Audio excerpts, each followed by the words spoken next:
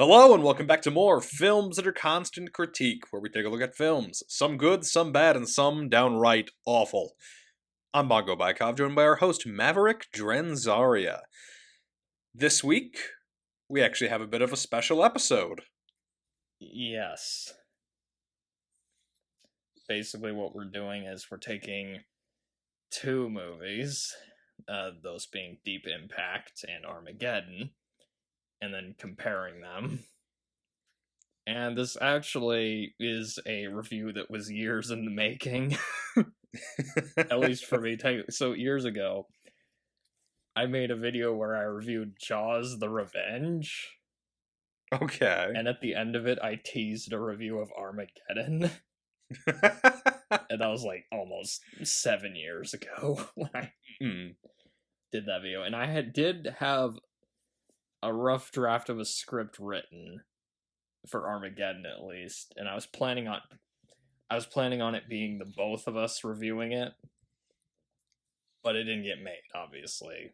And I actually thought about working some of the jokes from my notes into my notes for this movie, but I was looking at it, I'm like, some of these jokes aren't that good. But the best ones, though, there were a few Die Hard references I had in there. Okay. Such as who's driving this ship, Stevie Wonder? And now I have an asteroid. Ho, ho, ho.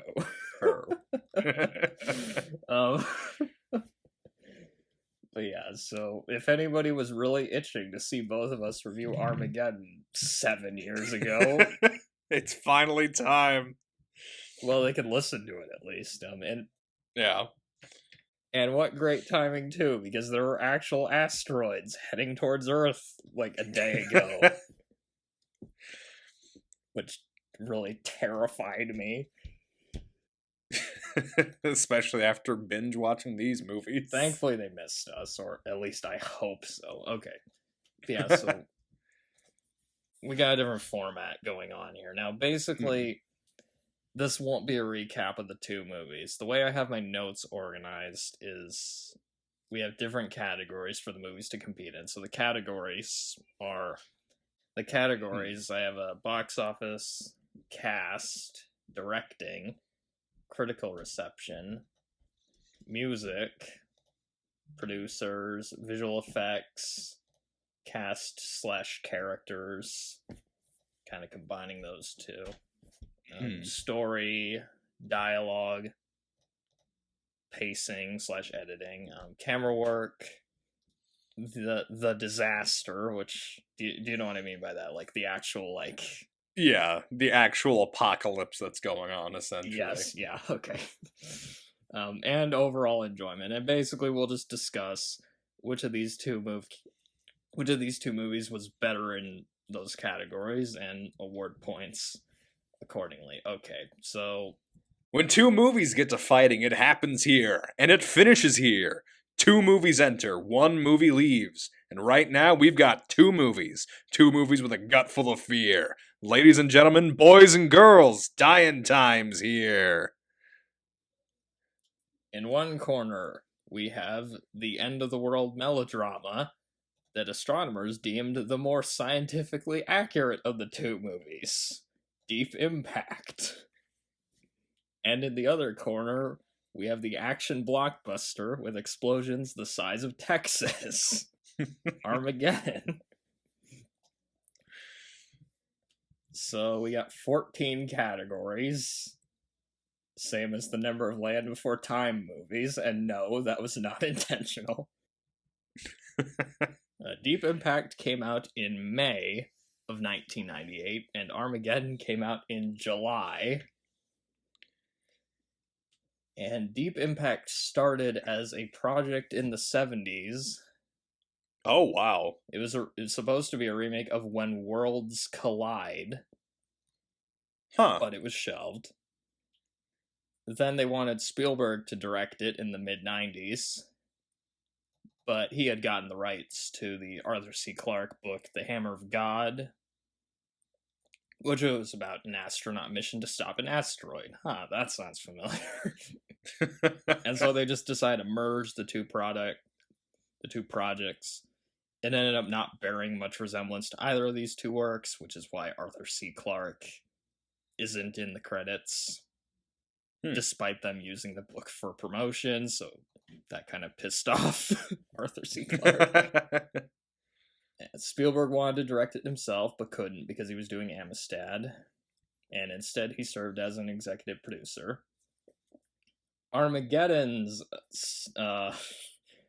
production history is a lot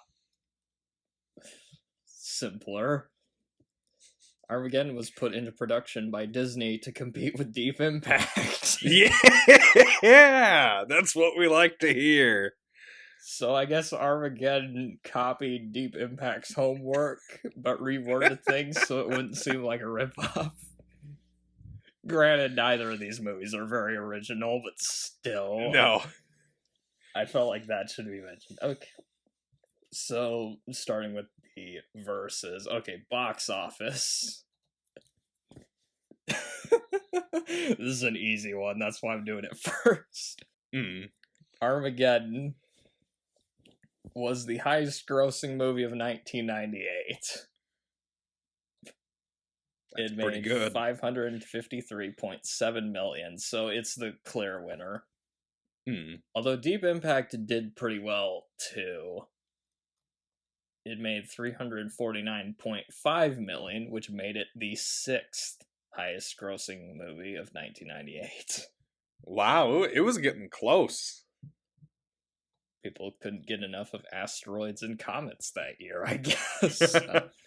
Deep Impact was also a less expensive movie than Armageddon. Okay. It cost $80 million. Armageddon cost almost twice that much. It cost $140 million. Okay, wow. So far the scoreboard, Armageddon has 1 point, Deep Impact has no points, but that might change with the next categories. Okay, so we got directors. We have Deep Impact, who is directed by somebody. Her name was Mimi Leder. She also directed The Peacemaker. I'm assuming not the John Cena one. No, because you can see him. The Peacemaker had George Clooney in it. Oh, okay. And I'm always confusing it with The Peacekeeper, which was a Dolph Lundgren movie that came out around the same time. And their titles are just super similar. And she also did Pay It Forward, which was this drama starring Kevin Spacey and Haley Joel Osment. It's like this teacher that inspires his students to like change things in the community. Anyway, she also did a lot of TV work. Yeah, I'm looking through her filmography. I think Deep Impact is the only thing of hers that I've seen. I'm not really surprised. It's not a very long, no, theatrical stuff. And really, it just makes me curious, because Steven Spielberg was supposed to direct it. It really makes me wonder what he could have done with the movie. Especially if this was a collaboration between Spielberg and Arthur C. Clarke. That would have been great. Yeah, that seems like almost a perfect match. Armageddon was directed by Michael Bay. And I believe this is the first time he's been on our podcast. Probably the only time. Well, don't say that. I'll find something. We might do The Rock at some point. Oh, that's right. He did The Rock like right before this. But yeah, Michael Bay, he's a film director famous for explosions, more explosions, and explosions, explosions, explosions. He's famous for people know who Michael Bay is. I mean, Yeah. and yeah, this is the third movie he directed. Okay. After Bad Boys and The Rock, which were both big hits. And Armageddon was an even bigger hit. It, like I mentioned, highest grossing film in 1998. He's also got quite a few Transformers movies under his belt. This is also our second, the Transformers movies. This isn't the only movie he did with Ben Affleck either, because there's also Pearl Harbor. Oh, yeah. That movie sucks. And this is also our second Jerry Bruckheimer movie after Con Air. Yeah, and honestly, the Armageddon and Con Air feel very similar. Rewatching them, yeah, they're kind of shot a similar way. And like some of the character interactions, I was kind of getting it. Yeah. Maybe it's also because Steve Buscemi's in it. Maybe. It's totally possible that these movies both take place in the same world. That Armageddon's a sequel, a secret sequel to Con Air. Except Armageddon's like, well, because it's Michael Bay, it's obviously a more over-the-top movie. Yeah. So we have a director I really don't know much about versus a director who's really only made 2 movies that I like. Those being The Rock and this. Although from what I've read about Michael Bay and from the DVD commentaries I've listened to, I listened to the DVD commentary for this, in case you're wondering. Okay. It seems like Michael Bay is very hands-off when it comes to actors. He just, like, lets them kind of just do their own thing, like, lets them improvise. And he focuses more on the technical and visual elements. And I mentioned before, I'm not a huge fan of the guy's work. And listening to the DVD commentary for this movie didn't change that. One very telling comment he makes is that he says, I know there's no fire in space, but it is a movie, and most people don't know that. That's pretty good. Well, obviously he is good at staging action. I think in this case my vote's going for Michael Bay, mostly on the basis that I know him and he has a bit more of a reputation, which I guess is a little unfair. I was gonna say, if we're comparing their work in these 2 films, because I don't know much about Mimi Letter, that's the thing. Yeah, I guess if but I would assume, at least from what I've seen of her stuff, she probably works better with actors than Michael Bay does. Yeah. Although, obviously, on the technical stuff, obviously, Michael Bay is more experienced with that than she is. Yeah. I feel like my vote's still gonna go to Bay, even if we're just doing it on the basis of these movies. I feel like Armageddon has just such an energy about it that I feel like Bay was able to help create, just kind of with how it's shot, and then true. Yeah, I guess with a lot of the editing as well. It's like, yeah, a lot of 90s movies were edited with just that fast editing. Jesus. I think part of it is I kind of just don't want to give Michael Bay any credit at this point. It's like, I don't know what to do when we have like a split. I was about to ask that too. What do we do with a split vote? Do we just go 0.5? We could come back to it later, maybe. Okay. Critical reception. Okay. This one will be interesting. So, Rotten Tomatoes, Deep Impact has a higher Rotten Tomatoes rating. Okay. Armageddon. It has a 44%. which is not dismal, but not good either. Yeah. And Armageddon has 38%. Oh, so they're close, but Deep Impact edges out. That's the critics' score. If we're going by audience score, Armageddon has a higher audience score with 73%. Ooh.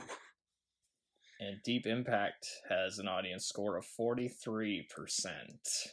Oh wow! So the critics and the audience are pretty close on Deep Impact, huh? On IMDb, Armageddon has a 6.7, and Deep Impact has a 6.2. Ooh. On Letterboxd, Armageddon has a 3.0.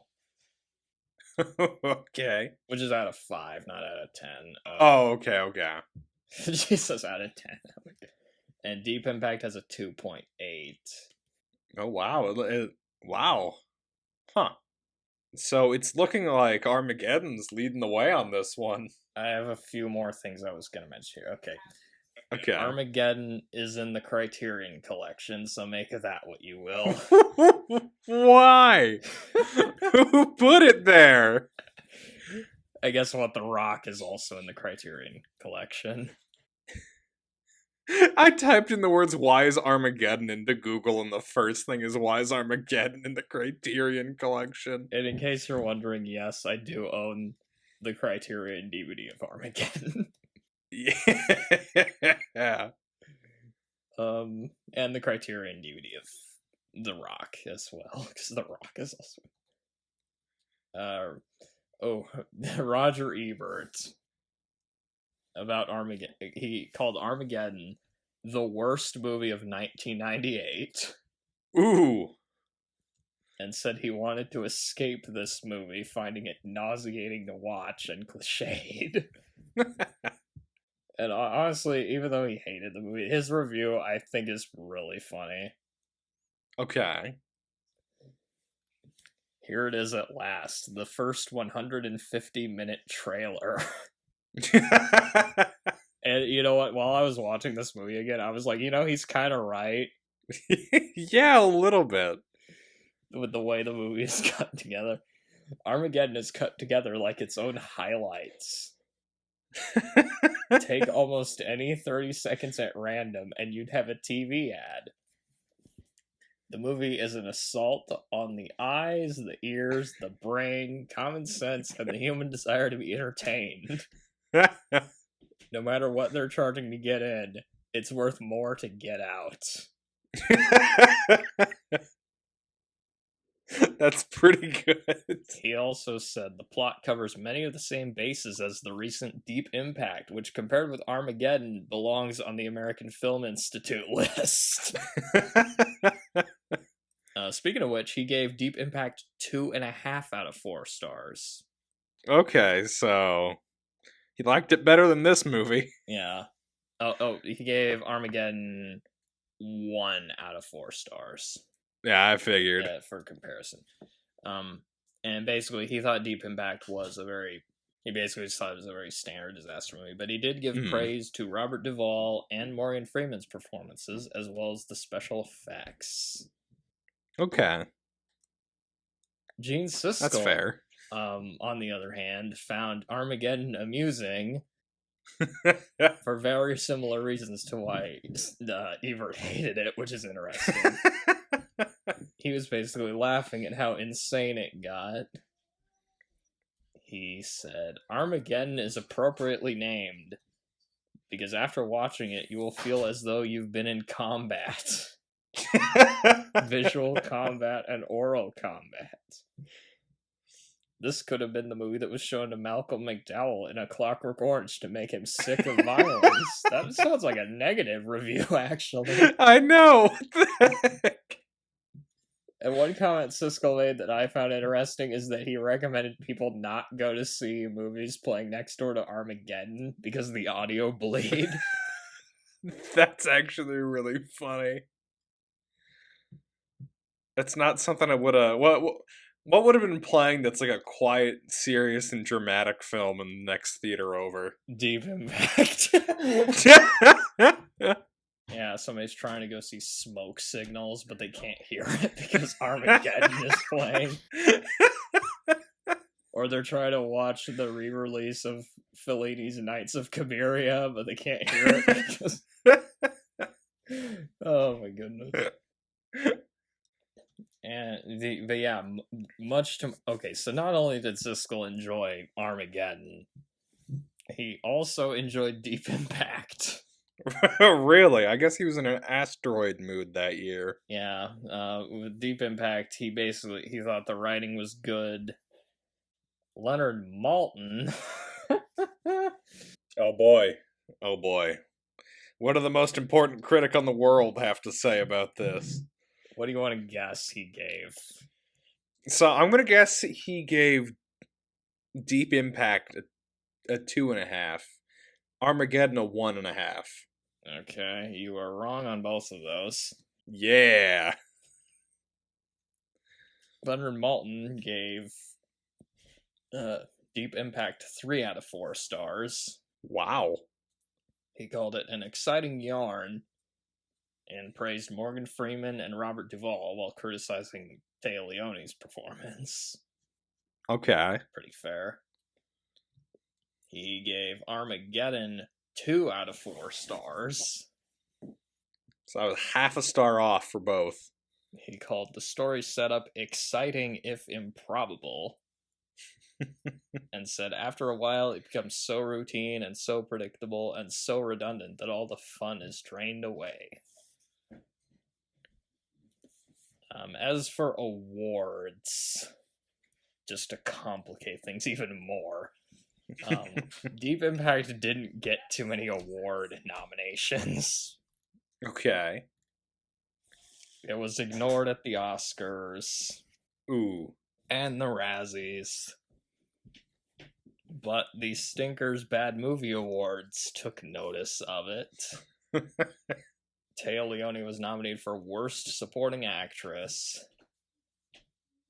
And it was nominated for Worst Screenplay for a film grossing more than $100 million using Hollywood math. Wow. It lost both of those. Okay. Armageddon managed to get 4 Oscar nominations. Wow. It got 7 Razzie nominations. Ooh. Including Worst Picture. It only won 1. Okay. And it's a kind of a surprising one. Bruce Willis won Worst Actor. Really? Also for his performances in Mercury Rising and The Siege. Wait, so he was up for 3 Worst Actor nominations by the Razzies in the same year? They had them all in like the same thing. It was like they were counting all those as 1. Oh, okay. Which I don't know. I mean, I don't remember him being that bad in those. Yeah. It was just kind of, he was just kind of being Bruce Willis, if we're honest. And it also got some Stinkers Bad Movie Awards nominations, winning 2. Okay. Worst Actor for Bruce Willis. Man, they fucking hate Bruce Willis. Apparently. And, okay, this one makes a little bit more sense. Worst on-screen couple for Ben Affleck and Liv Tyler. Yeah, that's fair. I mean, I think Armageddon's ahead on most of that. I don't feel like doing math right now. So. Do you think this is going to be a category where we need to do more than just 1 point or something? Maybe. I mean, you have been scoring, so maybe on this one we give Deep Impact 6 and Armageddon 5. Let's do that. Okay. So now it's a little more even. Alright. Music. I think this one's pretty easy. Deep Impact has James Horner doing the score. see, what else has he worked on? Well, a lot. Oh, a lot. He did the music for Aliens, and I'm trying to remember what the other movie he did on the podcast was. Aliens he did the music for. I know that. But I feel like there was another one. But I just can't remember what it was. Was it? Oh, it was Willow. Oh! It was Willow. He did the music for Willow. Yep. And his score, I think his score in Deep Impact is good. Yeah. I don't think it's one of his better scores. Armageddon has Trevor Rabin doing the music. Who also did the music on Con Air, which is probably another reason why these movies feel similar. But more importantly, this has a soundtrack that mostly includes Aerosmith songs. Yes. As well as John Bon Jovi, Aerosmith, ZZ Top, Aerosmith. Did a cover of the Beatles. And Bob Seger, among others. And I was actually, I have an Aerosmith mug, and I was drinking out of it while watching this. Nice. And apparently Michael Bay had directed a music video for an Aerosmith song. Really? Falling in Love is Hard on the Knees. Huh. And he's not the only director we've had on the podcast who directed an Aerosmith video either, because David Fincher directed the music video for Janie's Got a Gun. Oh. But like the big song from the movie was I Don't Want to Miss a Thing. That was like a number one hit at the time. And you said you don't even remember it, which I'm like, how do you not remember that song? They play it twice in the movie. I'm focused more on the ZZ Top. That's right, yeah, they do have ZZ Top towards the beginning. Yeah. Which that particular song, like, I always felt like the beginning of it, it sounds a little bit like Spirit in the Sky. At least, like, the riff of it. A little bit, yeah. Oh, and there's also additional music by Harry Gregson Williams. Ooh. Armageddon, but yeah. And, I mean, do we have to argue on this one? I think Armageddon wins. Not really. It's Armageddon. They have Aerosmith on the soundtrack. I mean, this is also going to be a really easy one. Producers. Did you realize why I put this on here? I think so, yeah. Armageddon was produced by Jerry Bruckheimer. Yeah. And this is also another Touchstone movie, which, you know what that means. Disney. Yep. And Steven Spielberg was executive producer on Deep Impact.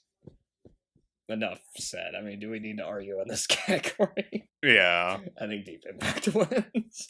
Okay, getting to the more serious categories. Visual effects. So that means they're both tied now. Yep. Neck and neck. There aren't really too many special effects in Deep Impact. At least not really. At least compared to Armageddon. Although, I will say though, the comet does look good once it does show up. Yeah. And the scenes of destruction in the climax don't look too bad. Yeah. At least for that time. There's that big wave that destroys New York City. It looks pretty good. It destroys the Twin Towers, though, so I think both of these movies destroy the Twin Towers. Yep, making it 3 movies in a row where we've seen destroyed Twin Towers. Oh god, you're right, because the Super Mario Brothers movie. Oh my god. Alright, what movie we doing next time that has the Twin Towers? Oh god. Die Hard with a Vengeance, even though they're not destroyed. Oh no, I know one. We could do the 1976 version of King Kong, where King Kong climbs the towers instead of the Empire State Building. But getting back on track, I think the effects in Deep Impact are pretty good for for the time. They weren't trying to make this a big action spectacle like Armageddon. Which, speaking of Armageddon, it is the exact opposite. There are too many special effects. Yes. There's several scenes where the asteroid just does not look good. Especially when it's just flying towards Earth and it's got... So I kind of like the giant blue, like... it's supposed to be like ice coming off it. I think that does kind of look cool, but the whole thing just looks pretty fake overall. It's like CGI that didn't age well, you think? Yeah. I think because they didn't use quite as much of it, though, that might be why Deep Impact looks better. Doesn't look quite as fake. And maybe because they were trying to be a little more realistic with it. Whereas it seems like every time the asteroid shows up and destroys something in Armageddon, there's like just over the top explosions everywhere. It's just ridiculous. Yeah. It's like they saw the final cut and went, "There's not enough explosions. Add more." There's no kill like overkill. Can you imagine trying to watch Armageddon in 3D? Oh, that would give you a headache, I feel. It would be, yeah, like just... Better yet, watch it in 4D, like when they have those like fans that'll blow on you and your like chairs shake. We should watch it in Smell-O-Vision next. You know, in Brave New World, how they had the feelies where you could like hold on to a bar and you'd feel what's happening in the movie? That's what Armageddon was made for. With the asteroid, I will say the asteroid does have a lot of presence.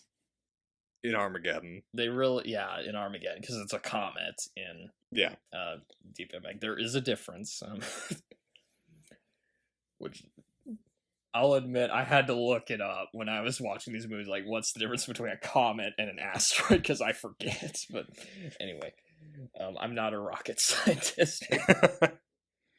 But with the asteroid in Armageddon, they really wanted to make this thing look huge and threatening. Instead of making it was less of a case of, does it look real? It was more like, who cares? Does it look cool? Is more important. That's the Michael Bay rule. It like looks really green for some reason. It's strange.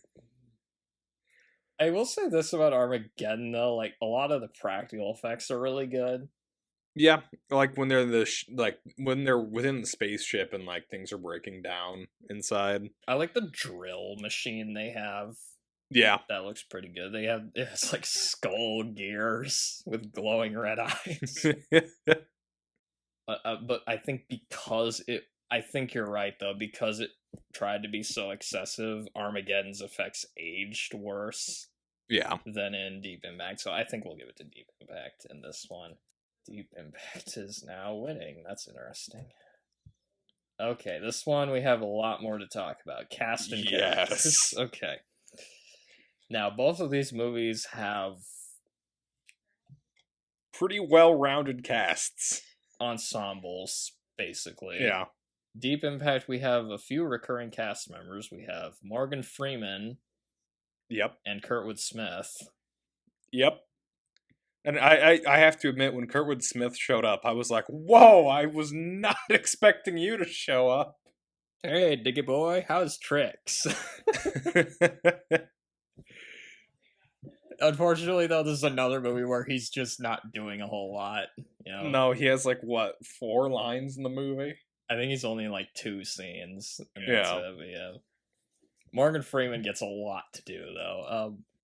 Because he's the president of the United States. Yeah, well, we'll get to that. Deep Impact does have a lot of cast members who we haven't had on the podcast. We got Robert Duvall.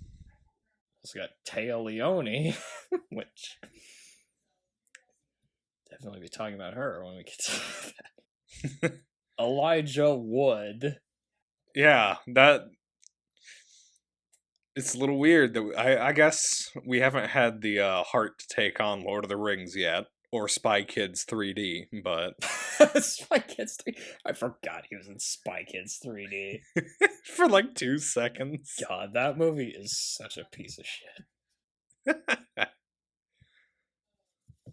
Vanessa Redgrave. But she's in a lot older movies, so that's probably why we haven't had her show up yet. Same with Maximilian Schell. Which I was like watching this going, wait a minute, Maximilian Schell, Vanessa Redgrave, they're in this? Like, what? And James Cromwell. We haven't had him yet. Do you want to do the Babe movies? Or Star Trek First Contact? I want to do Jurassic World Fallen Kingdom. Oh, good lord. God, that one was better. It was better than Dominion at least, but it wasn't good. And it was also a better Resident Evil movie than any of the Resident Evil movies. Oh, really? Yeah, no, like if you change the dinosaurs for zombies, it's a fantastic Resident Evil movie. That's a bit of a stretch. Armageddon, we have some recurring cast members. We got Steve Buscemi. We've had him 3 times on this podcast. The others being Escape from LA, Con Air, and now this, which I realized they came out in like consecutive years. Oh, wow. 1996, 1997, and 1998. Huh. That's also the order we did them on the podcast, too, so... Jason Isaacs, who we just had him in Soldier not too long ago. Sadly. Very different role in both of these movies. Yeah. And it's the same year. Oh my god, 1998. That was the same year. And William Fichtner, which he was in The Dark Knight as the bank manager. Oh. So got a lot of first-time cast members. Some of these, I'm a little bit surprised it's taken this long. Yeah. Including Bruce Willis. Yeah, Bruce Yippee-ki-yay, motherfucker Willis. Who really doesn't need an introduction. Yeah, and it's sad what happened to him recently. Yeah. And watching this movie again, like the scene, his last scene, oh my god, that was so sad. Yeah. We've also got Billy Bob Thornton. You missed one. Ben Affleck. Oh, yeah. Well, I mean, we can have him on the show again. Oh, no. Do you want to... Were you going to say Batman v Superman or Justice League? Possibly. Gosh. I mean, I'd be more willing to do that than Geely, but... or Daredevil. Jesus. It's funny, like, he does Good Will Hunting, and then right afterwards he does this. That's kind of... Yeah. Liv Tyler, another Lord of the Rings actor. Yep. And yeah, Billy Bob Thornton, which I'm surprised it's taken us this long to get him on the podcast, because I love Billy Bob Thornton. He's great. Yeah. We've also got Owen Wilson showing up. I forgot Owen Wilson was in this movie, I'm going to be honest. I think everybody forgets Owen Wilson was in this movie. I was talking to my dad about this movie a couple days ago. And I was just talking about the cast, and he's like, I didn't know Owen Wilson was in it. He's seen the movie like 5 times. I know, same here. I've like seen it multiple times, and I forgot Owen Wilson was in it. And nothing against Owen Wilson. I like Owen Wilson, but like, yeah, I don't know. When I think of Owen Wilson's filmography, this is not one of the ones that pops up. Same with Michael Clarke Duncan. I forgot he was in this. Yeah, as well. Yeah, but it's a huge cast. For both of these movies. We'll start with Deep Impact. Okay, so Deep Impact, it mainly focuses on 3 different groups of characters. You got Téa Leoni and her family members. Vanessa Redgrave and Maximilian Schell. You got Elijah Wood and his families. Yeah. Yeah, technically families once we get to the end of the movie. And the astronauts. Both of these movies have astronaut missions in them.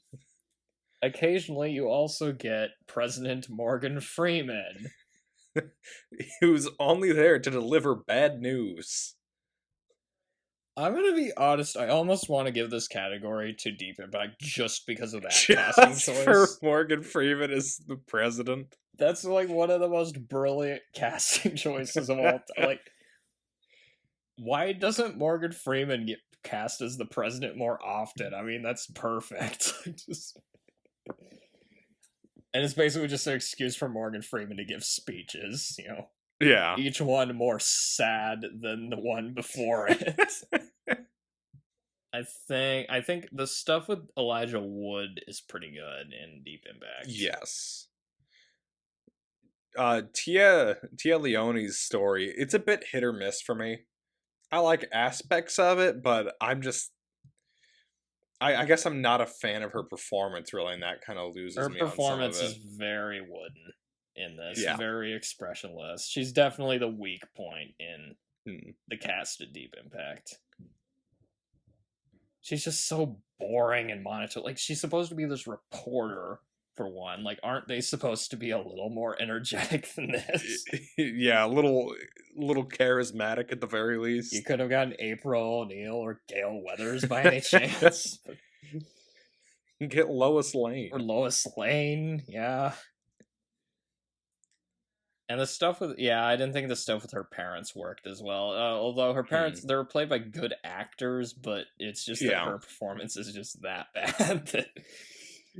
And they're just not given a lot to do. James Cromwell, he wasn't given much to do. And although one thing that's funny about his character, he's playing a politician who might be having an affair. Yeah. And the same year this movie was released. When the Bill Clinton thing was going on. Ooh. I like the stuff with Elijah Wood. Yeah, I feel like that storyline was done very well. And is why I think part of it was just because we needed to see how regular people would react in a horrible situation like this to make the threat feel a little more grounded and like relatable. It was kind of funny seeing Elijah Wood pull out some rings a few years before, yeah, the big one.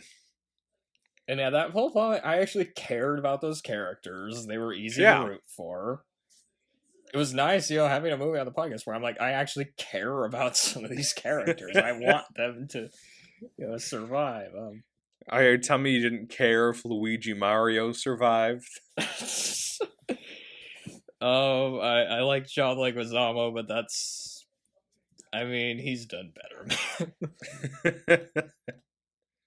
And I thought the stuff with the astronauts was pretty good. Yeah. Mainly because Robert Duvall is there. Yeah.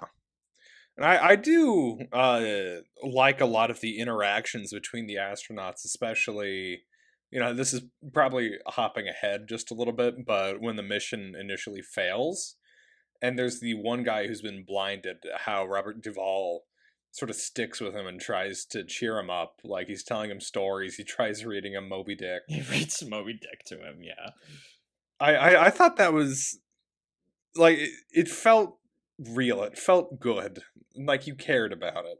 The strong point of Deep Impact, for the most part, was definitely, like, it did a good job of, like, humanizing the situation and making the characters feel real and not, like, just walking cardboard cutouts. So.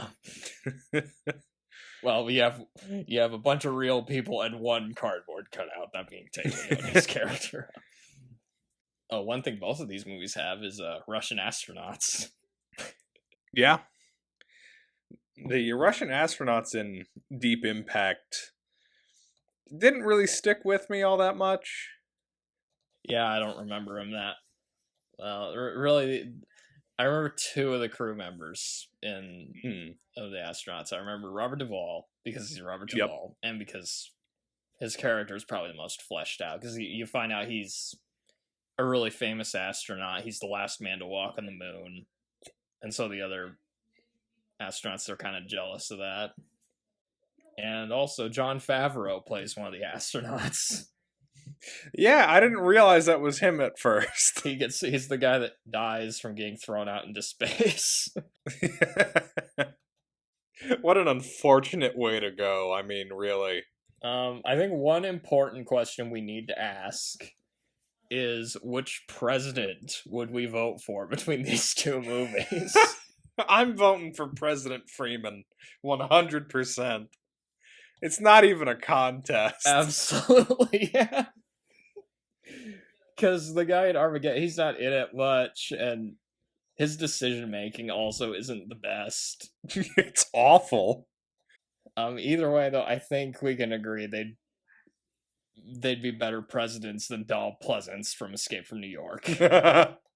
And definitely a better one than Cliff Robertson from Escape from LA. So, yeah, voting for Morgan Freeman. Okay, but how do they compare to the greatest fictional president in all of cinema? Merkin Muffley. Or were you gonna say President Harrison Ford from Air Force One? I forgot he was president. I was talking about President Bill Pullman. Oh, yeah, I had a feeling you were gonna mention him too, yeah, from Independence Day. Yeah. I mean, any president that's willing to just go get up in a jet and fight aliens, I mean, he has my vote. Oh, another thing both these movies have in common. Actors who appeared in The Lost World Jurassic Park. What a strange connection. Because Richard Schiff is in Deep Impact, and he played Eddie in The Lost World. And Peter Stormare is in Armageddon, and he played Dieter Stark in Lost World Jurassic Park. And those two, coincidentally, those two also get the best deaths in that movie. As for Armageddon, getting into the characters from that, the characters in Armageddon are pretty one-dimensional. They're one-dimensional, but they can be really fun. Well, most of them are. We got a bunch of oil drillers and government types. Talk about Bruce Willis first. So we got Bruce Willis, and he is playing Bruce Willis. As an oil Not driller. just that, he starts off the movie as pissed off Bruce Willis with a shotgun. And then we got Ben Affleck, and he is Ben Affleck as an oil driller, who is fucking Bruce Willis's daughter, who is Liv Tyler. And she has a strained relationship with her dad, and Bruce Willis is mad that they're fucking. That's probably the biggest character arc in this movie, if you can call it that. It's the only character arc. I guess the only character arc anybody really goes through is like, oh, they become a little bit nicer at the end. But and yeah, Bruce Willis tries killing Ben Affleck with a shotgun. Okay, this is the dumbest thing. He chases him around the oil rig with a shotgun. And he's shooting everything. Oh my goodness. Like, that's a terrible idea. It's like firing a shotgun on an oil rig. One thing Deep Impact did manage to avoid is having a corny love story in it. Yeah. Armageddon, on the other hand, you have Ben Affleck and Liv Tyler, and they're romancing. And they don't really have any chemistry. Partially because they don't really share scenes all that much. That animal cracker scene is just, oh my lord. By the way, if you ever want a good laugh, I would recommend looking up clips of Ben Affleck's comments during the DVD commentary to this movie. Yeah. Most of his comments are just him making fun of the movie. He imitates Billy Bob Thornton's character from Sling Blade a few times. Oh, speaking of which, Billy Bob Thornton is in this, and he is playing Billy Bob Thornton, but he works for NASA. It's amazing how many actors can just play themselves. He's just the guy doing all the exposition, and you know what? He's pretty good at it. Yeah. What's hilarious though is the bloopers for the movie. Billy Bob Thornton, he gets a lot of the best moments during that. It's just him swearing up a storm. Oh, what are you bitching about, little girl? I can't help it that your dad was a fucking idiot to go up in space. He can't drive a spaceship. Did the best he could do. Oh, you shut the fuck up, Clark. Steve Buscemi is Steve Buscemi. He's the horny weirdo that works for Bruce Willis and occasionally makes pop culture references and sex jokes. He gets space dementia at one point. Yeah. He was definitely one of the more entertaining parts of the movie, though, because I mean, he's Steve Buscemi, like, just... Another thing, okay, I can buy Bruce Willis as an oil driller. Yeah. And maybe Ben Affleck. Steve Buscemi as an oil driller? No. He's more like a guy sitting at a computer doing, like, funny things to your numbers so you pay less in taxes. At one point, he, like, wears a hat that makes him look kind of like J.F. Sebastian. I feel like Steve Buscemi would be perfect casting for J.F. Sebastian. Yeah. Jason Isaacs. He is an astrophysicist that they bring in. So he's not playing a villain for once. Yeah. Owen Wilson is a cowboy. And he's there for all of like 5 minutes. When I say Owen Wilson is a cowboy, I don't mean he's a cowboy in this movie. I just mean he just is in real life. And he gets mad when Ben Affleck calls him Chewbacca. Honestly, I was noticing their characters kind of felt more like characters from Con Air. Yeah. Like something about just their interactions and stuff. Maybe it's just because this is a Jerry Bruckheimer movie. That might be because all the characters are one-dimensional. But they have a lot of personality to them. Yes. They have like their personality quirks, and they're played by pretty good actors. Yeah.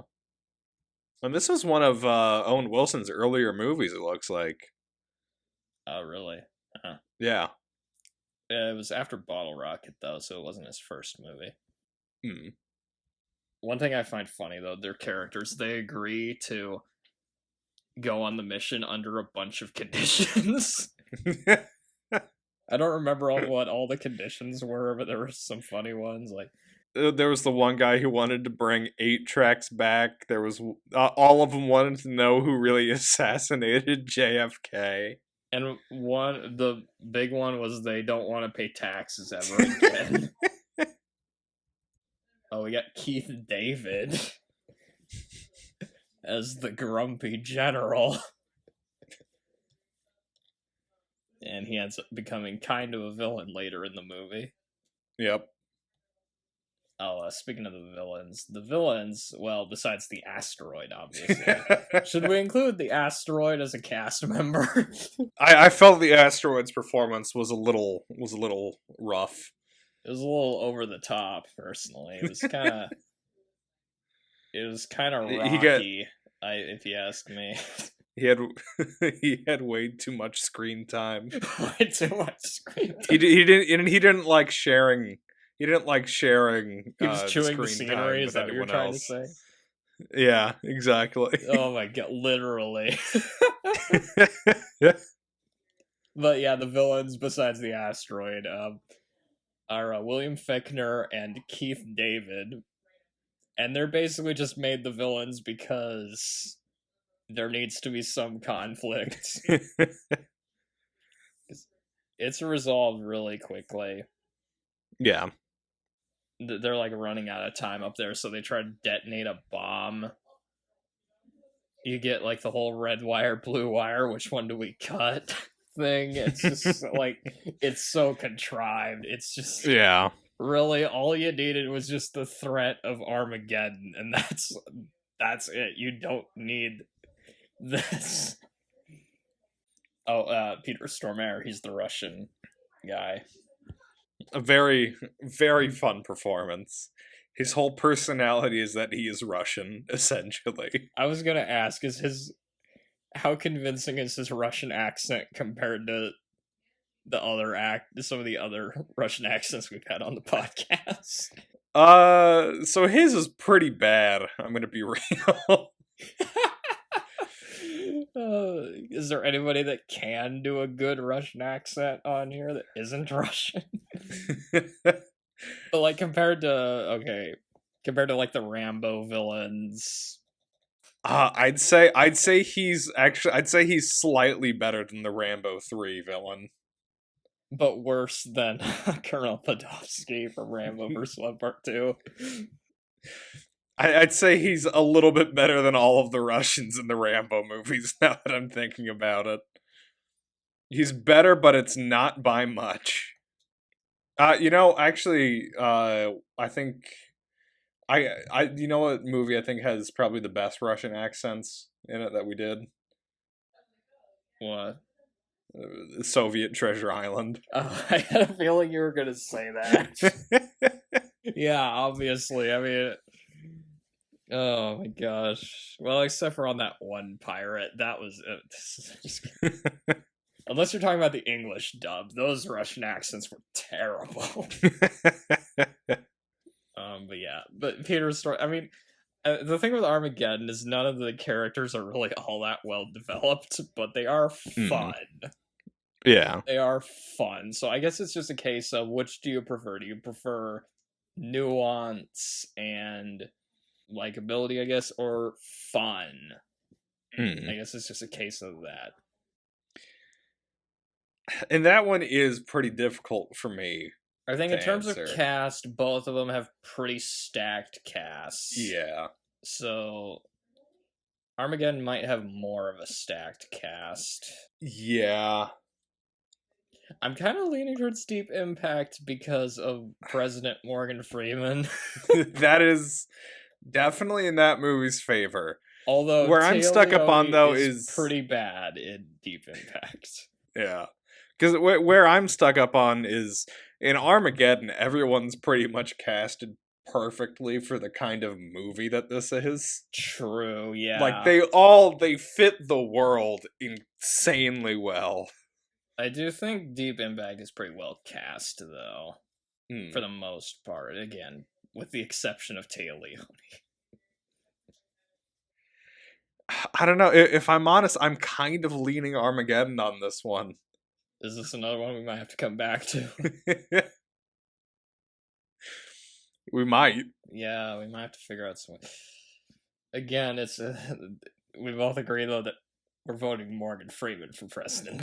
Oh yeah, 100%. Armageddon does have a bigger cast. Yes. I think this might be another case where Armageddon suffers a bit from excess. Like we mentioned with the visual effects, there's just so many visual effects. It might be the same thing. There's just so many characters in this. They do whittle down a lot of the characters though. Once a lot of them die. Yeah. Poor Owen Wilson dies in I know in Armageddon, and Bruce Willis. This is like I can't think of too many movies where Bruce Willis dies. That was kind of ballsy of them to do that. Yeah. Oh, wait, actually, sorry, I take it back. Technically, Deep Impact does have kind of a romantic subplot. It's between Elijah Wood and his girlfriend. So it is better than Armageddon in that way. That is done better, I would say. Deep Impact has a better president and a better romantic subplot. I can't remember, are there any reporters in Armageddon to compare to Taylor? I don't think so. It's also hard because, I mean, Armageddon has Steve Buscemi and Billy Bob Thornton in it. I know. I was about to say we might have to actually split cast and characters into two different categories. True. Okay, how about because I would say Armageddon wins cast, but a Deep Impact might win characters. Let's do that. All right. It's Deep Impact, yeah. You do have Morgan Freeman and Robert Duvall, who are pretty well utilized. But like Armageddon, I mean, oh my god, you got Bruce Willis, you got Billy Bob Thornton, you got Steve Buscemi. Oh, but anyway. They really tried to Yeah. get as many people as possible to be in Armageddon. You got Michael Clark Duncan. Michael Clark Duncan. Yep.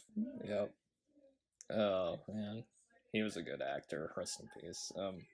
Story. Okay, this might be another one. So the basic story of these two movies is very, very similar. But the way they handle them is very different. Yes. Deep Impact is... I would actually say Deep Impact holds up pretty well. It does. As a movie. Like, I mean, I'd seen it before. I remembered it being fine. But, like, watching it again, I was like, this is actually a pretty good movie. So when I first watched... I actually watched both of these movies back to back the first time I saw either of them. I saw Deep Impact and then I saw Armageddon. And since then, I've seen Armageddon maybe 2 or 3 times. But I hadn't really ever rewatched Deep Impact until now. And I was actually a bit surprised at how much I ended up liking the movie. I was too, yeah, because I've watched Armageddon multiple times.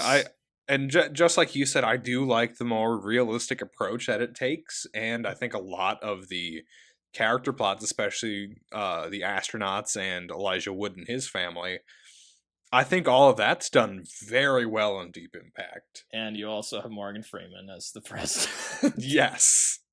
He doesn't really impact the story that much, but I mean, it's Morgan Freeman, so... Or no, sorry, he's affecting everything because he's actually God. I think it does a good job showing what might happen if something like this were to occur in real life. Which, by the way, I hope nothing like this ever happens, because good lord, does this thing get bleak towards the end. Yeah. Now we know how the dinosaurs felt. Oh, speaking of dinosaurs, this is 2 podcasts in a row where we have a movie that has narration at the beginning talking about how the dinosaurs died. That's right. Why are there so many connections to Super Mario Brothers? I forgot to mention this when we were talking about the cast of Armageddon. Charlton Heston does the narration. Oh, okay. Which is amazing. I mean, they got Charlton Heston too. Armageddon... I'll say this about Armageddon. It does have a great hook. Yes. There's an asteroid heading towards Earth that's the size of Texas.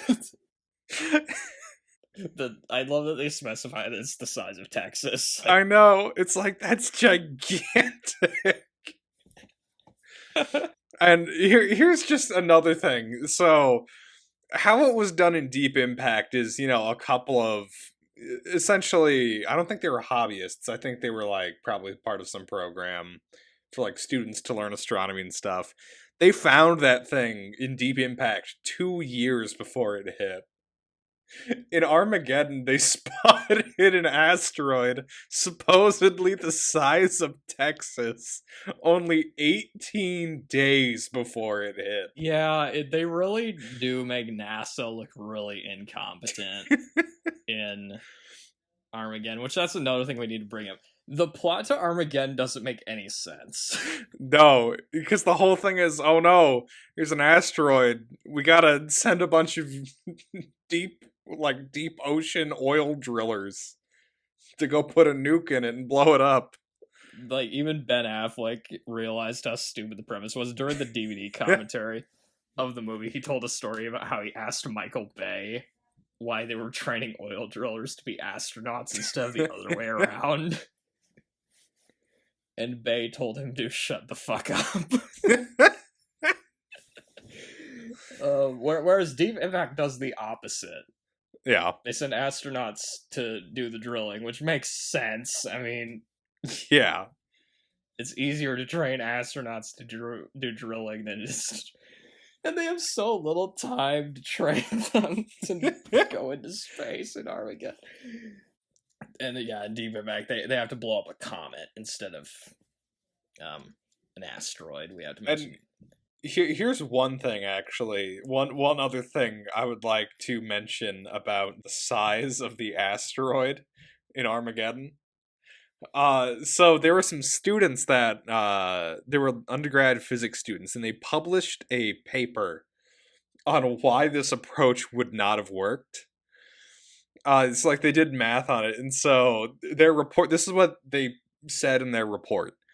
A mathematical analysis of the situation found that for Willis's approach to be effective, he would need to be in possession of a hydrogen bomb 1 billion times stronger than the Soviet Union's Big Ivan, the biggest ever nuclear weapon detonated on Earth. Oh, jeez. It would require 800 trillion terajoules of energy. In contrast, the total energy output of Big Ivan was only 418,000 terajoules. This is the most powerful nuclear device on the planet. Basically, nothing about Armageddon makes sense, is what you're saying. No. Which, another thing, they're taking all these nukes up into space and blowing shit up. What if they create Nuclear Man on accident? Another thing, NASA doesn't have a backup plan in Armageddon, which... You don't got a backup plan? Their best guess is, oh, let's just send a bunch of oil drillers. Like, which that's another thing Ben Affleck was like saying, oh, like, why are they the best? I don't know, they just are. It's like... The writers of this movie, they just think NASA is run by morons. And they train, like, astronauts for 8 months to do this, but of course Bruce Willis, he wants some guys he can trust, so he brings his own men. I was, like, watching Armageddon, I was like, okay, what happened is I watched Deep Impact the day before I rewatched Armageddon. Mm-hmm. And while I was watching Armageddon, I was thinking, honestly, you could market Armageddon as the parody version of Deep Impact. You really could. Because there's just so much ridiculous, like, just things that toys it right down to, like, just, there's the whole ticking time bomb thing where they have to figure out which wire to cut. Because the tension isn't high enough, you have to have an asteroid on a collision course, and that's not enough. But, jeez. I'll say one thing about Armageddon, though. A lot of the characters end up dying. Yeah. Like a shocking amount of characters. Including Owen Wilson and Bruce Willis, which yeah, is too bad. But so, in that case, the outcome is a little unpredictable. Both movies end on a very bittersweet note. Yes. Especially Deep Impact. Like, after watching Deep Impact, I was like, oh god, I'm getting, like, existential dread. Because in Deep Impact, it's essentially the asteroid gets broken up into 2 pieces, and the smaller one is eventually diverted, but the smaller piece still hits. And, like, destroys New York City. And we'll talk about that more when we get to the actual disaster. Yeah. But yeah. One thing I realized, they didn't give Bruce Willis's character a funeral. Nope. They celebrate, there's a wedding, and then you get the credits. So. Yep. For what it's worth, Armageddon is a more memorable movie than Deep Impact. Yeah. I'd forgotten a lot of the stuff that happened in Deep Impact. I remembered Morgan Freeman as the president. I remembered Elijah Wood was in it. And I also remembered that Tia Leone is the most boring news reporter of all time. But the actual events, I sort of forgot, like, how things played out in it. So Armageddon is a more memorable movie, but it's also a more stupid movie. Yes. I think I would have to give the point for story to Deep Impact. I think so too, yeah. I mean, after actually talking about it, it's clear that this had a better script than Armageddon did, which is ridiculous because, like, 9 people wrote that. Dialogue. Yeah, and... Is this one really gonna be a debate? I basically want to use this as an excuse to go over a bunch of lines from Armageddon. But Deep Impact was written by Bruce Joel Rubin, who some of his other credits include Ghost. Okay. Jacob's Ladder. Oh. Have you seen Jacob's Ladder, by the way? I've been meaning to. I just downloaded it. I might give it a watch. You should watch it. I remember it being pretty good. And Stuart Little 2. Oh, hell yeah. Absolute Kino. I watched that movie a lot as a kid, by the way. The CGI in that movie does not hold up. And Michael Tolkien, who wrote The Player, Changing Lanes, and 9, the musical. Oh, it's not the 9 I was thinking of. Not the one with the CGI ragdolls that have to... Yeah, not the Tim Burton movie. Yeah, he didn't direct it, but he produced it. Which also has Elijah Wood in it. Yes, it does! You're right, yeah, both those movies have Elijah Wood. Oh, that's funny. Oh, okay, so he also, Michael he Tolkien... also did uncredited work on the script for The Punisher. I was just about to mention that, because there's another Punisher connection somewhere. I saw it and I forgot it. John Travolta is not in either of these movies, so it's not that. Oh wait, it was directed by one of the writers of Armageddon. That's what I was thinking of. Okay. Talking about the dialogue in Deep Impact, I think it's fine. I mean, it's nothing... It works for the kind of movie it is. It's nothing special. There's not, like, very memorable singers. Morgan Freeman definitely gets the best dialogue. Yeah, it's a bunch of speeches. He gives a lot of really impassioned speeches throughout the movie, and his speeches get progressively sadder as the movie goes on. Yeah. As each attempt to stop the comet fails. When even Morgan Freeman is losing his confidence, I mean, you know things are fucked, too. Maybe if he played God in this movie, things would have gone better. But, like, the speech where he gives, where he's describing the effects of the comet, it's, like, genuinely sad. Yeah. The movie is a bit melodramatic at points, but I think it works. It does. The dialogue works for what kind of movie it is, I would say. And it does actually start to feel like the end of the world in the climax. There's one part where this woman is talking about a politician, and just out of nowhere she says, "And then he fucked me." I don't know if that was supposed to be funny, but it was so abrupt that it caught me off guard. I was just laughing super hard in that line. I think really the also, only line... when Téa Leoni talks to her father at the end, he mentions he dropped her on her head as a baby. That one, yeah. Is that what you were going to mention? No, the only other one I really remember is when the astronauts decide that they're going to sacrifice themselves to stop the comet. One of them says, "Well, look on the bright side. We'll all have high schools named after us." Oh, yeah. I just realized there was another one. I had it written down under cast, though, instead of... There's, like, it's during that scene with Robert Duvall and the blind guy. They're, like, talking about their lives a bit. Robert Duvall mentions his wife died. And he says that marriages have their good years and bad years. And theirs ended in a good year. That line made me smile, actually. Yeah. I liked that line. I think it was delivered just right by Robert Duvall.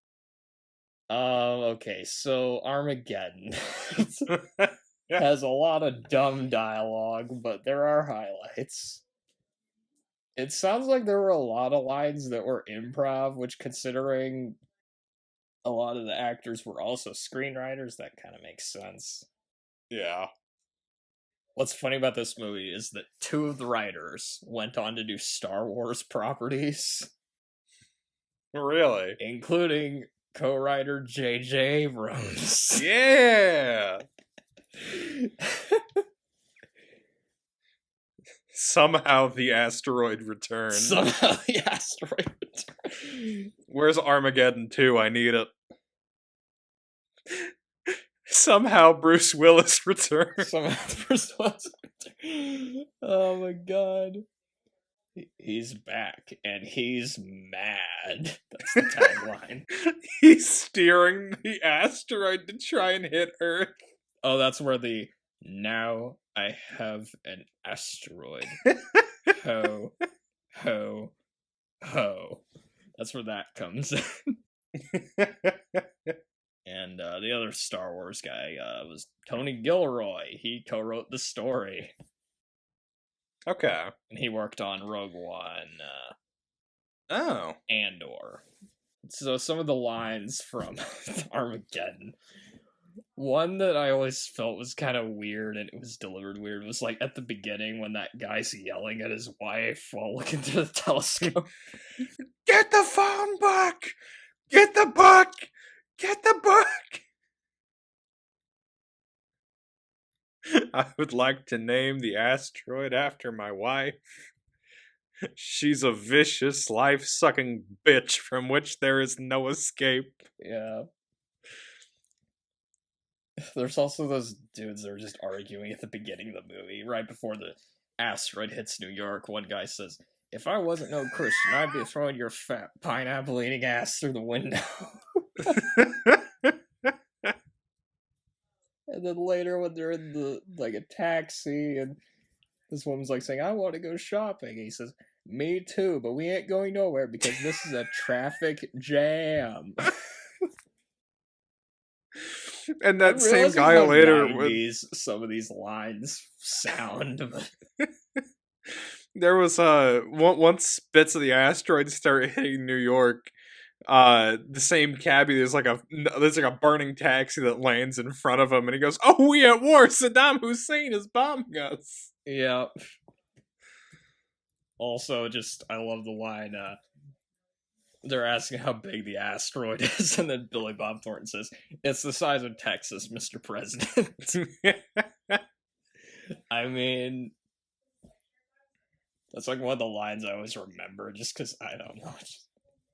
I mean, if you want people to take your threat seriously, compare it to Texas, I guess? I don't know. Jason Isaacs is he has this one line. He says, "Imagine a firecracker in the palm of your hand. You set it off, what happens? You burn your hand, right? You close your fist around the same firecracker and set it off, your wife's gonna be opening your ketchup bottles the rest of your life." A lot of the lines I wrote are from Steve Buscemi, honestly. He has a lot of good ones. He's saying they landed miles from where they were supposed to be. Then one guy says, "How the hell do you know this?" And then Steve Buscemi says, "Because I'm a genius." This place is like Dr. Seuss's worst nightmare. He also makes a reference to Dr. Strangelove. Yes, he does. He's riding on the bomb. I mentioned Slim Pickens, yeah. One point, one guy says, "The override, it's been overridden."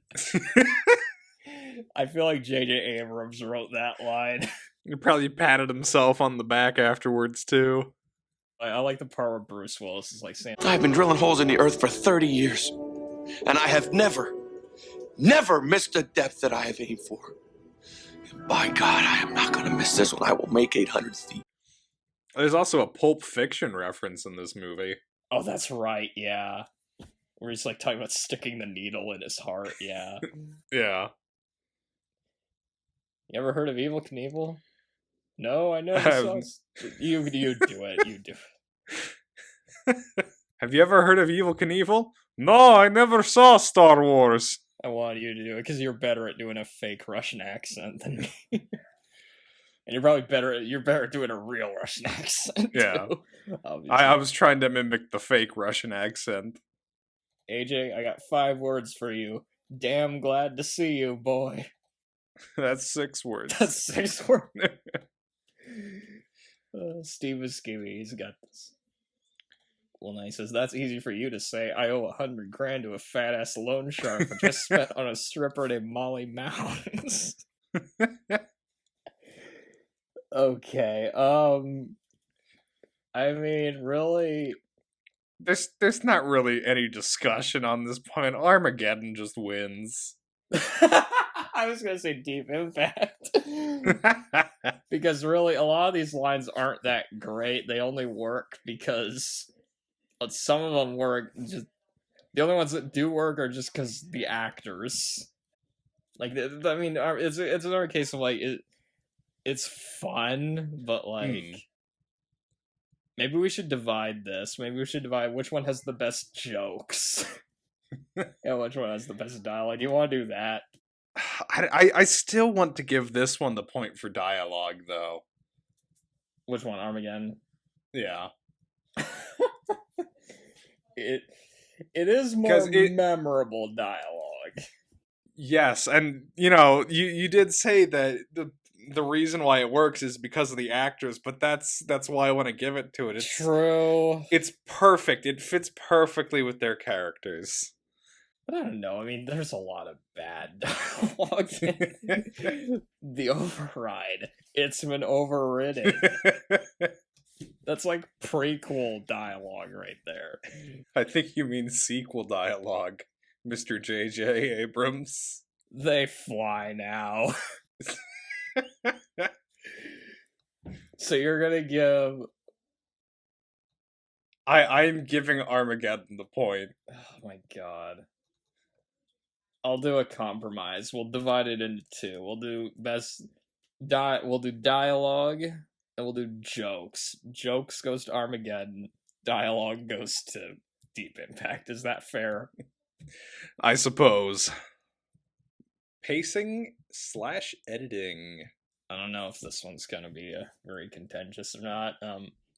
Armageddon is 2.5 hours long. Deep Impact is just barely over 2 hours. And I'm going to be honest about something. I feel both of these are too long. I feel like Deep Impact should have been 1.5 hours, and I feel Armageddon should have been 2 hours. There are parts of Deep Impact that could have been cut, and definitely parts of Armageddon that could have been cut. Deep Impact, I'll say this, it does get off to a rough start. It does. The beginning is a little boring because it's mostly Téa Leoni going around interviewing people, and she's boring, so... Yeah, it's because it's a lot of like investigation, which can be done well, but it just wasn't here. Honestly, cut Téa Leoni out of the movie, and Deep Impact becomes like way better. Yeah.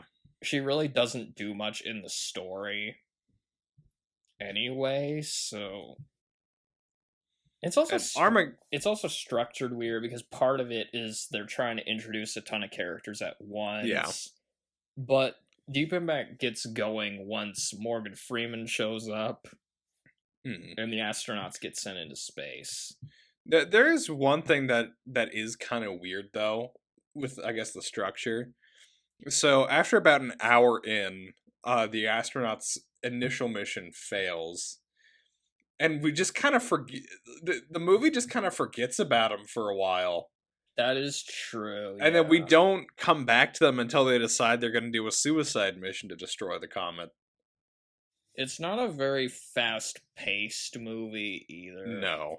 But I do think it's effective for what it's going for. And it does get pretty intense towards the end. Because, again, they're trying to go more realistic. What I liked about Deep Impact, I think, is just... It's a more subtle movie than Armageddon. I mean, granted, it's not that hard to be more subtle. It really is fascinating seeing two different movies and they're just tackling a similar subject. But the style is just... Yeah. And so the pacing on Armageddon is very fast in parts. It's like it hits on the accelerator and then slams on the brakes, and then it hits the accelerator again. Like, it literally starts right off with just a big, dumb action scene where New York is getting blown up. Yeah. It's so over the top that it just is so... It becomes hilarious. Like, literally everything is blowing up for no reason. And I'll be honest, you know what? It was sort of reminding me of the first scene of The Happening. Yeah, a little bit. Except instead of the plants, it's the explosions. Michael Bay. You can say what you want about Armageddon, but it does introduce all the characters really quickly. Yeah. You get a good idea of who they are. But then after that, once they just get out into space, it just becomes a bunch of dumb quips and over-the-top explosion-filled mayhem. The structure, like, it got blown up, too, I guess. Like, there's a lot of action, though, if that's what you're looking for. But yeah, we'd probably have to give this one to Deep Impact. Deep Impact takes its time on things, you know, it does. Because again, I think both editing. Yeah, it definitely wins editing because like Armageddon's like all that fast cutting action. You know. Sorry, what were you saying? I was gonna, like I mentioned before, both films do have some pacing problems, in my opinion. They both could have been cut down by half an hour each. So they're kind of tied on that. But like with editing, it's really... Yeah, when you're considering editing, then Deep Impact would get the vote. I can kind of agree with like Roger Ebert when he said this movie is an assault on the senses. It's just so excessive. Like, just, oh my god. Which is very entertaining, but at the same time, like, that's... So, okay, I think we're giving that one to Deep Impact as well. Yep. Because Armageddon, I forgot, like, it kind of slows down. Mm-hmm. At a point, like, it kind of becomes a little weird with the pacing in, like, the last half of it. Yeah. Oh my god, Deep Impact might win this. Deep Impact has 12, Armageddon has 9. There were a few that we agreed to come back to, I think, like, well, one at least. Camera work. I don't know if it'll matter. Deep Impact keeps things pretty steady and in focus. It's a lot of mostly static shots, nothing too... Really nothing too, what's the word I'm looking for? Innovative. Yeah, nothing too innovative, nothing too, like, grandiose. I do like the part where the tsunami hits New York City, though. I think that was a pretty impressive moment. I think it's pretty consistent. Like, it knows when to be a drama and knows when to be a disaster movie. It doesn't go too over the top with things. Speaking of which... Armageddon was filmed by a madman. Armageddon, I didn't count it, but there are so many camera spins in it. And I don't know if you noticed, but there's a couple parts where they distort the image for a few seconds. It's like when the guy is shooting craps, there's this really quick camera cut that happens, and an image of the dice rolling is just, like, stretched across the screen for, like, a second, and then it goes back. I guess Molly Mounds sat on the projector. It's like trying so hard to be dramatic that it becomes unintentionally hilarious. And I will say, though, as like big, epic, and grandiose as possible. It feels like a 14-year-old directed it. I will say it does very much fit sort of the vibe of the movie, though. Like, for the type of movie this is, the insanity matches. Yeah. Just how the movie feels. As far as style, I will say that Michael Bay, you can criticize him all you want, but he does have a distinct style. Yes. Mimi Letter doesn't really, at least from what I can tell. So there is that.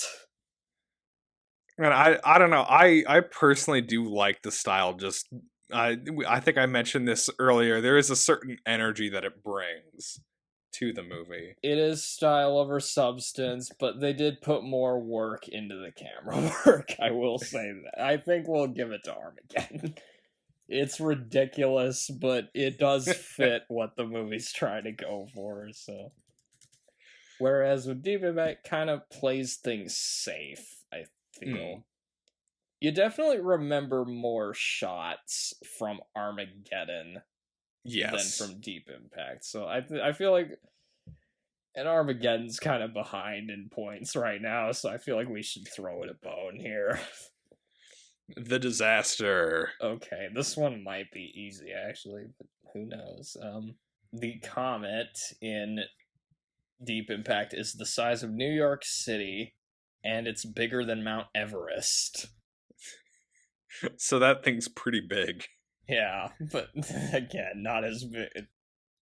It's not. Is the that what this size of movie was? Texas. Was Michael Bay literally just trying to do a dick measuring contest with Deep Impact? With the asteroid?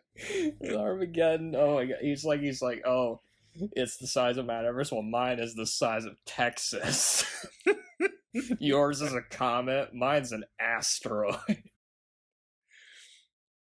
And so Which, if somebody wants to know the difference between comets and asteroids, comets are made of ice and dust. Yep. And they look... Yeah, it has a tail. The comets have a tail of that ice and dust that's coming off of it as it orbits the sun. And then asteroids are made of rocks, obviously. Yep. Space rocks. Halley's Comet was not attacking the Millennium Falcon in The Empire Strikes Back. I also like that the comet is named Wolf Biederman. Yeah. That's honestly a pretty great name. I was thinking, maybe I should just change my name to Wolf Biederman. One huge difference we should point out, the mission in Deep Impact ends up failing. Yes. They only managed to blow the comet up into two pieces, one of which hits the Earth. But they do destroy the other part of it. And the climax is very different. In Deep Impact, the comet does actually hit the Earth. And a lot of people die. Although in Armageddon, to be fair though, there's like those parts where meteors hit the Earth. So like Paris and New York are destroyed, among other things. Maximilian Schell and Téa Leoni go out Rogue One style. Standing on a beach while the disaster happens. I was literally thinking that when I was watching this, I'm going, wait a second, do they die the same? Like, they pretty much do. I wasn't thinking about that. Elijah so Wood I and will his say, wife climb a mountain and survive. Which, wait a minute, Elijah Wood climbing a mountain? Never seen that before. The stuff with the waves looks pretty good, I think. Yeah. And I also like how Deep Impact, how it really goes in depth to the public's reaction to all of this news. Because it does feel like it's a pretty good take, I think, on what life would be like if something like this happened. I would say there probably would be a considerable amount of panic and potentially rioting that would actually happen, especially once the second attempt at launching the ICBMs at the comet fails. Which they do kind of allude to that bit, but like, it's not like expanded upon.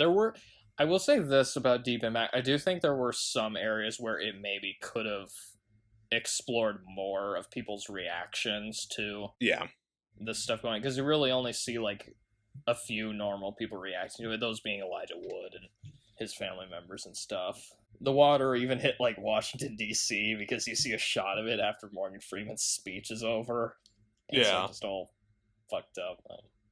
We mentioned earlier both of these movies have the Twin Towers being destroyed. Oops. Yeah. And I'll say, yeah, Deep Impact does a pretty realistic job of showing what this disaster would look like in real life, as opposed to Armageddon, which is a lot less realistic. Yeah, honestly, something that I kind of noticed is out of the whole drilling team, the only person that seems to really care about the fact that the Earth could be destroyed is Bruce Willis. It feels like no one else on the team is really panicking about this. It's also just very implausible and very stupid, But to be fair, it does deliver on the disaster part of it. There are a lot of explosions, Lots of stuff being destroyed. If you want stuff being destroyed, I mean, you do get that in Armageddon. So, then again, it is a Michael Bay movie, so that's kind of what you expect. And the stakes are also a lot higher in Armageddon. They are. Instead of part of Earth being destroyed, it's the entire Earth. Yeah. Lots of attacks throughout the movie. There are just so many meteor crashes in this movie.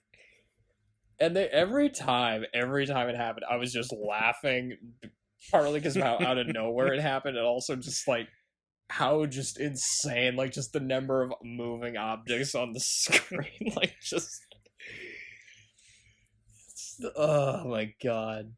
So yeah, Armageddon definitely feels like the bigger disaster and the bigger threat, but Deep Impact feels like a more realistic response to that threat. There were parts of Armageddon where I will admit the part where Paris was destroyed, that was painful to watch. That part was hard to watch, just like, because I'm like, oh god, like, because that was where I was feeling like the threat actually was kind of real. But for the most part, I was just watching it thinking, this is ridiculous. This makes the physics in Superman 4 look more real. I mean, because like, they're just out up in space. It doesn't even really feel like they're in space during most of it. It just looks so obvious that they're shooting it on sound stages and stuff. And they don't really float around that much like they're in space. That's a good point. I suppose an asteroid the size of Texas would probably have some amount of gravity on it. Bruce Willis, he sacrifices himself to save humanity from the asteroid. And talks to his daughter before doing it. With that scene, I felt genuinely sad during it. Yeah. I was like, damn, And it also made me kind of pissed because he got a Razzie for this. I'm like, he saved humanity from an asteroid and he gets a Razzie for that. While watching Armageddon, I basically was just laughing along to it. But while watching Deep Impact, it was making me think, like, disaster movies can be good sometimes. Like, if you actually... I guess, again, it's just a case, do you want something more realistic, or do you want, like... Because with Deep Impact, the disaster doesn't happen until the very end of the movie. And they do have a while building up to it, because between the start of the movie and when the comet hits, it's 2 years. And in Armageddon... It's 18 days. And not only that, Armageddon, like, there's just constant mayhem throughout, like, the entire movie. So, Deep Impact is more suspenseful than Armageddon in that way. Like, it has more of a build-up to it. At the end of both movies, Deep Impact ends up having the larger disaster. So some larger cities in Armageddon do get hit by the meteors, but a fairly substantial piece of the comet ends up hitting Earth and destroying all of New York City. Whereas in Armageddon, the giant asteroid is split in two and it just passes by and then it's over. Yeah. So Deep Impact's not only the one that's more realistic, but also it's the one where there's the most casualties. Despite being the smaller object. And despite being the lower budgeted movie, too. Yeah. You know what? I think we're going to give this one to Deep Impact after thinking about it. Unless, did you have a final decision on that, or? I'm giving it to Deep Impact, yeah. After thinking about it. And because the threat feels more like an actual threat, too. Like, Armageddon, you're aware the whole time it's a dumb action movie. Yeah. Whereas Deep Impact, you get a little more invested in it. Okay. Overall enjoyment. Which I guess would be overall thoughts, too. Do you want to talk about this after we decide on director, or? Yeah. So my vote for director is still Michael Bay. I think I might... Again, it's like he does have more of a distinct style than Mimi Letter. And to be fair, this is before Michael Bay became too excessive, so as much as I don't want to, I'll give it to Michael Bay. I'll give it to Michael Bay. Overall enjoyment. Now, these are two very different movies. Yes. As far as the tone goes. And I would say overall, I like both of these movies. As for which one I go back to more, it's Armageddon. Yeah. For me, if I had to choose between watching one of these two movies again, like tomorrow, I would pick Armageddon. I mean, I've seen it 4 times, and I've seen Deep Impact 2 times. Basically, Yeah. if something is going to hit the Earth, I want it to be saved by Bruce Willis and an Aerosmith soundtrack. That being said, I do think Deep Impact is a better movie than Armageddon. I would say from a technical standpoint, Deep Impact is the better movie, but I do get much more enjoyment out of Armageddon. We're asking which one is more enjoyable, and I think Armageddon's more enjoyable. But Deep Impact, I will say, it was surprisingly, it was a better movie than I remembered. Aside from Tay Leone's performance, I think the performances are pretty good. It does a good job showing what a situation like this might be like in real life.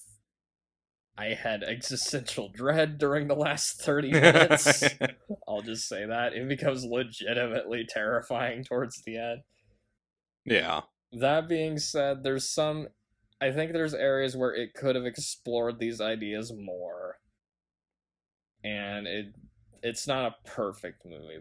Armageddon, for what it's worth, it's a very excessive, ridiculous ride.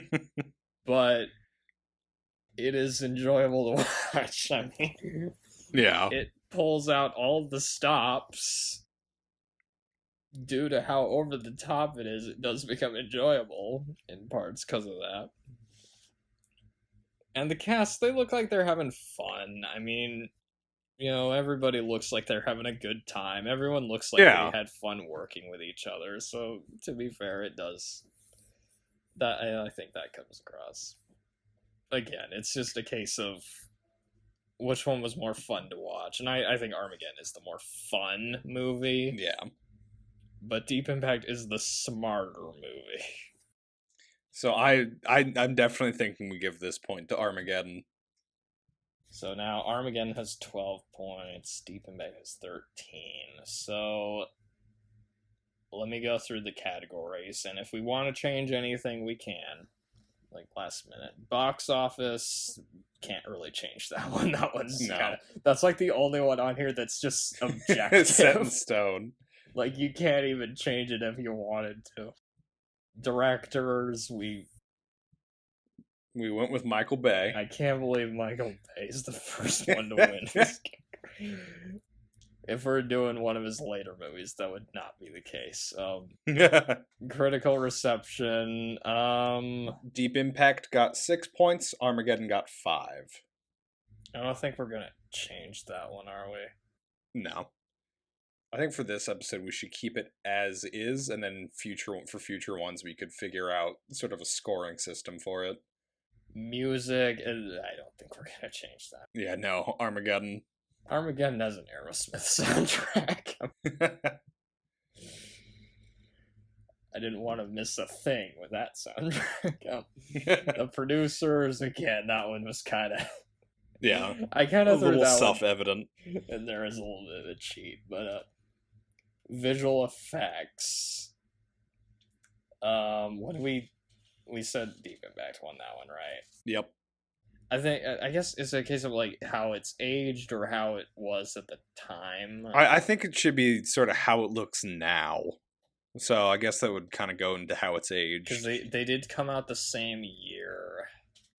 Yeah, that's fair. If we ever have ones that are like 40 years apart, then we can judge it based on how it looked at the time. Like if you're doing like the Blob from the 50s and the one from the 80s, I mean, that's kind of hard to compare because they're two completely different time periods. But cast and characters.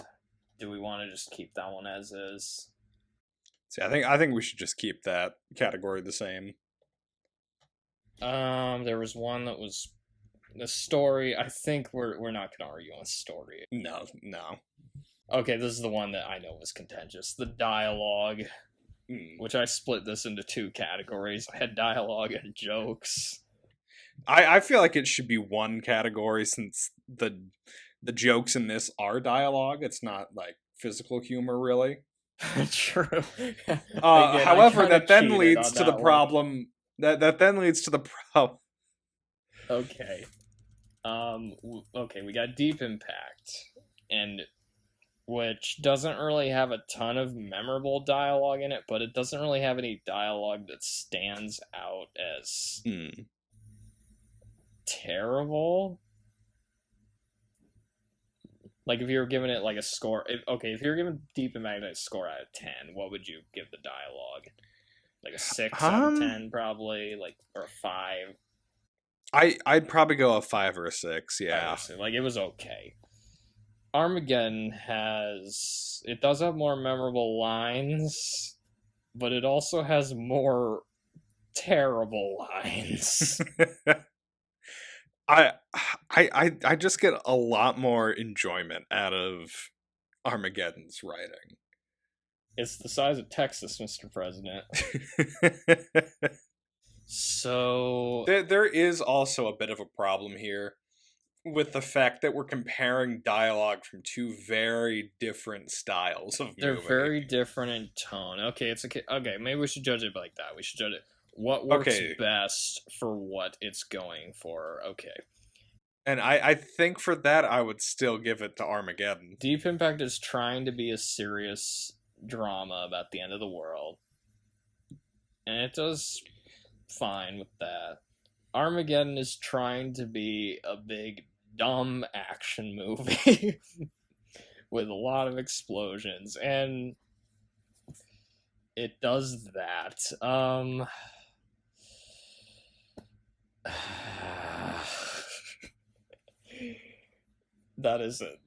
This is a problem, isn't it? It has such great lines as, "What are you doing with a gun in space?" I think for the type of movie it's trying to be, I would still argue that Armageddon is better in this sense. There's like one part where Billy Bob Thornton was explaining like what's gonna happen if the asteroid hits them, and he says basically the worst parts of the Bible. There are some zingers that are good here and there. Again, there's a lot of bad ones. I don't know. I mean, the writing is not Armageddon's strong point. I will say that. It really coasts by on, like, the appeal of the cast and the technical elements. Because you have to remember, Armageddon was written by 9 people. Yeah. And not only that, there was a lot of improv. So it's very messy. It's a way messier script than Deep Impact. Then again, Armageddon kind of is just a blow 'em up type action. I don't know. Does this change the score that much If you do, then they would be tied, which then we have to get into what is a tiebreaker. Oh god. Dialogue and jokes. I split it up into dialogue and jokes. I'll admit that was kind of lazy on my part. I'll put him as 1. I'll have him tied, but we really do need some kind of tiebreaker. Okay. I'm trying to think what would be an appropriate tiebreaker. Yeah.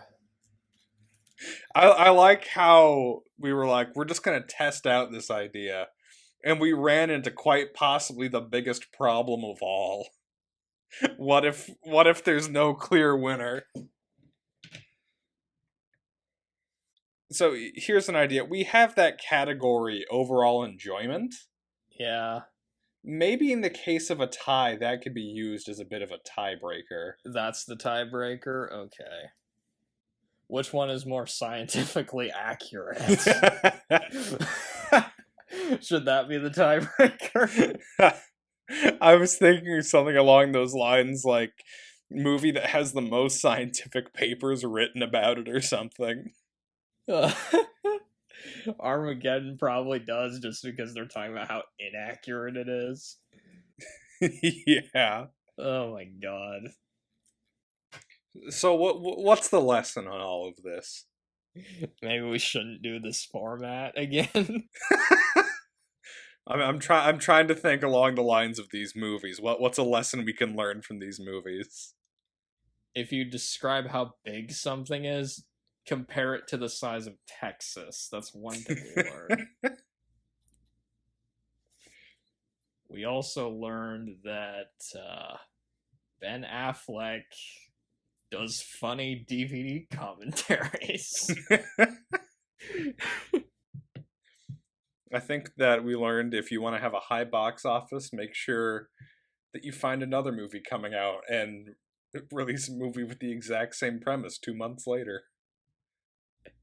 And make it bigger and more over the top than that movie. Maybe we should, maybe that should be us which one? Maybe we should detract points from Armageddon because it ripped off Deep Impact. Should we do that? Like, take away a point or two because of that?